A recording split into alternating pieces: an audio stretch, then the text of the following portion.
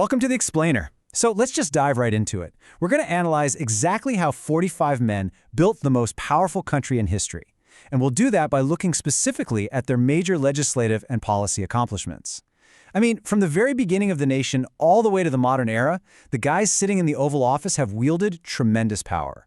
But how they actually chose to use it and what they literally got signed into law, well, that tells the real story of the United States. Which brings us to the really big question. Which presidents were truly the most effective? To figure that out, we've got to cut through all the historical trivia and measure their effectiveness through the lens of the acts, the doctrines, and the amendments that fundamentally reshaped the nation.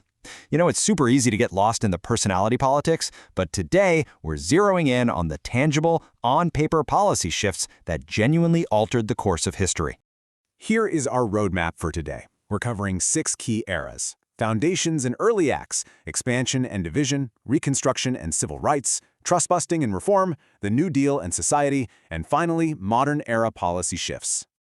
All right, kicking things off with Section 1, Foundations and Early Acts.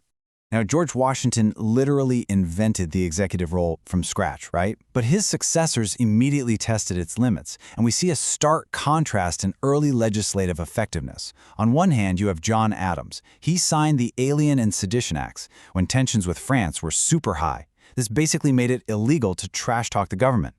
As you can probably guess, ignoring the First Amendment was incredibly unpopular and pretty much torpedoed his legacy. But then you have his successor, Thomas Jefferson. He utilized his executive power to execute the massive Louisiana Purchase.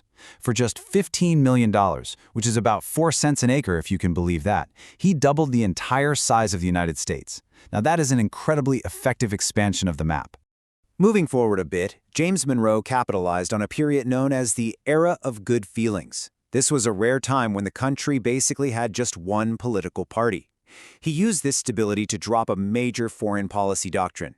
The Monroe Doctrine essentially told European powers to stay out of the Western Hemisphere entirely, and amazingly, they actually listened. It was this bold declaration that established America's sphere of influence on the global stage, and honestly, it's a precedent that still impacts our foreign policy today. Moving on to Section 2, Expansion, Compromises, and Division. So as presidents like James K. Polk wildly expanded the map from sea to shining sea, the nation deeply fractured over a horrific issue: whether these newly added states should allow slavery. And the legislative band-aids? They completely failed. Millard Fillmore signed the Compromise of 1850, which included the Fugitive Slave Act, legally forcing Northerners to return escaped slaves. Obviously, this absolutely infuriated abolitionists. Then, a few years later, Franklin Pierce signed the Kansas-Nebraska Act in 1854, allowing new territories to vote on slavery themselves. Rather than actually solving the issue, the government tried to legislate its way out of a moral crisis, and it only poured gasoline on the fire, literally sparking a violent mini-civil war that became known as Bleeding Kansas. Next up, Section 3, Reconstruction and Civil Rights. Over 600,000 Americans died in the Civil War. To this day, it remains the bloodiest conflict in American history. That devastating cost preceded Abraham Lincoln's defining policy accomplishments, issuing the Emancipation Proclamation and paving the way for the 13th Amendment, which finally abolished slavery forever. These weren't just laws. These were acts that fundamentally transformed the legal and moral bedrock of the United States. Tragically, Lincoln was assassinated, and his successor, Andrew Johnson, fought violently against Reconstruction. But then, Ulysses S. Grant stepped in to completely flip the script. He used federal power incredibly effectively to push through crucial civil rights policies. I mean, he actively crushed the KKK, he enforced Reconstruction laws, and he helped pass the 15th Amendment, guaranteeing black men the right to vote. He took active, concrete steps to protect former slaves, and he managed to do all this despite the heavy corruption scandals that were plaguing his broader administration. Let's jump to Section 4, Trust-busting and Reform Acts. Following decades of voter suppression and segregation, which was spurred by Rutherford B. Hayes pulling federal troops out of the South, a new era of reform began to rein in massive monopolies and corrupt political machines. And you can see a really clear evolution happening in 3 steps here. First, Chester A. Arthur shocked everyone by signing the Pendleton Civil Service Reform Act. This essentially ended the corrupt spoils system and created merit-based hiring. Second, Benjamin Harrison took the very first major step against monopolies by signing the Sherman Antitrust Act. And third, Teddy Roosevelt turned the presidency into a highly active modern force for change. He busted trusts aggressively and leveraged his executive power to protect millions of acres of land as national parks. And while Woodrow Wilson was, well, incredibly inconsistent regarding World War I, his domestic legislative wins were completely undeniable. He fundamentally modernized the American economy. He created the Federal Reserve and the Federal Trade Commission, institutions that directly govern your money and consumer rights to this very day. And crucially, he helped push through the 19th Amendment, finally giving women the right to vote. Which brings us to Section 5, the New Deal and Society. So, in the 20th century, massive global crises led to an unprecedented expansion of federal power. When the stock market crashed and unemployment hit 25%, it completely doomed the presidency of Herbert Hoover. To combat this nightmare, Franklin Delano Roosevelt launched the New Deal. This was a sweeping set of programs that brought us labor protections, vital banking reforms, massive infrastructure projects, and Social Security. FDR completely transformed the government's role, creating a direct safety net for society that many of you still rely on today. Following all the chaos of the Great Depression and World War II, Dwight D. Eisenhower brought a much-needed period of stability, along with an absolutely massive physical accomplishment.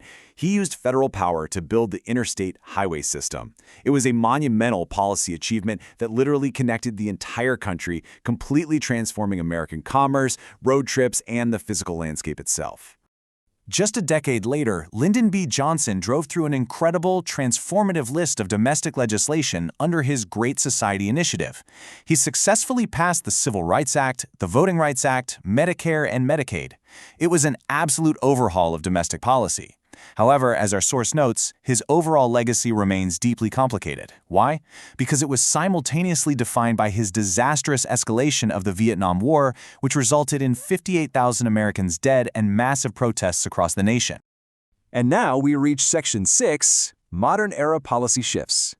As we move closer to the present day, we see massive policy shifts with huge global ramifications. Richard Nixon actually enacted major environmental policies, like creating the EPA, and opened relations with China. But of course, his legacy is forever defined by the Watergate cover-up, which forced him to resign. Then, a bit later, Ronald Reagan brought a game-changing conservative movement to Washington. He achieved major legislative shifts by cutting taxes, drastically increasing military spending, and taking a tough stance that ultimately saw the end of the Cold War, ushering in a brief era where the U.S. was the world's singular superpower. Fast forward to the early 2000s. George W. Bush left office with an incredibly low approval rating of just 22%. And the reason why? Because his defining executive decisions, like launching the war in Afghanistan and invading Iraq over weapons of mass destruction that weren't actually there, cost thousands of American lives and trillions of dollars. It's a stark reminder of how severely executive foreign policy decisions can impact a presidency's historical footprint. Looking at our three most recent presidents, we see highly focused, deeply impactful signature accomplishments. Barack Obama passed the Affordable Care Act, Obamacare, and signed massive stimulus packages to recover from the 2008 financial meltdown. Donald Trump utilized his term to pass corporate tax cuts and significantly shift the judiciary by appointing 3 Supreme Court justices. And Joe Biden's term was heavily defined early on by navigating a pandemic, where he oversaw the massive nationwide COVID-19 vaccine rollout. So as we look back at the legacy of these 45 men, from Washington's unwritten rules to FDR's massive New Deal, right up to today's deeply polarized executive actions, I want to leave you with this. Based on the historical patterns we've just uncovered, what kind of massive policy shift do you think will define the very next chapter of the American story? Thanks so much for joining me on this explainer.